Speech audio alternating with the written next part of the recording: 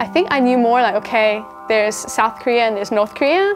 You know, I knew about that and I'm like, it's next to Japan. Like a lot of people like Japan, so I knew more about that. But I don't know, it just seemed like somewhere that's really, really different from where I'm from. I think that's what excited me. My parents always used to tell me that you don't know what you have until you don't have it, kind of a thing. And so they're like, yeah, it's probably good for you to go overseas because then you'll miss New Zealand. First year I worked at an elementary school, elementary English school teacher. And then my second year I worked at a private English kindergarten. And then this year, yeah, it's different every year. This year I am now a Korean language student at Chungang University. Yeah, this is my desk where I study at home sometimes. This sounds bad, but this is one of the bigger rooms that I've had. Yeah, I got my little timer clock here too. So this is for timing how much you study. Those things are kind of pretty popular in Korea. A lot of students have them. Oh, this is a light. Prime water for me because I like fried eggs. So.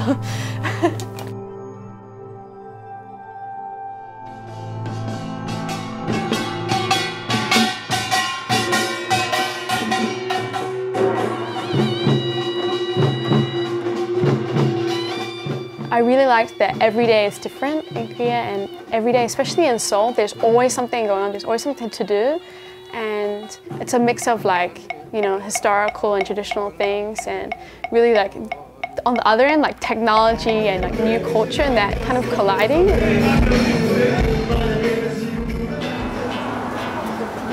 I think food is more important in Korea actually. You know, when family gets together, it's like a big spread of like all different side dishes and things like that. So we're at Tongin Sijang, which is kind of, I think, one of the oldest markets in Korea.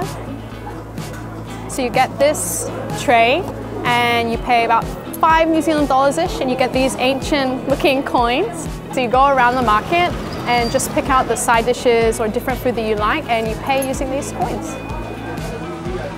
So it's really delicious, and even if you don't eat meat like me, there's a lot to choose from, so it's really fun.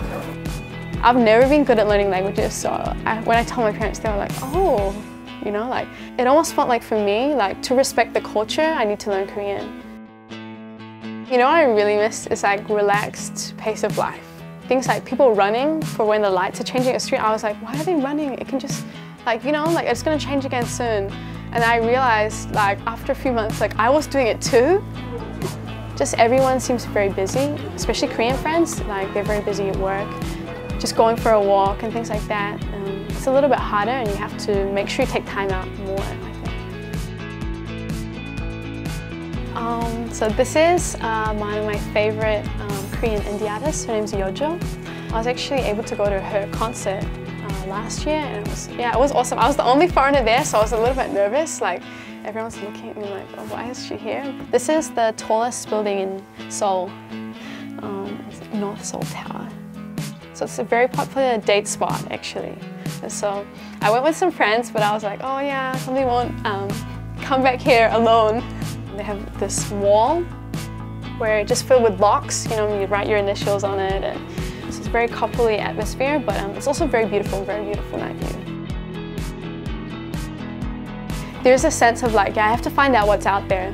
I have to know like what people are doing that's different to what we are doing and what's good about what we are doing and things like that. And I don't know, I really felt like, yeah, I just really felt like this is something I have to do.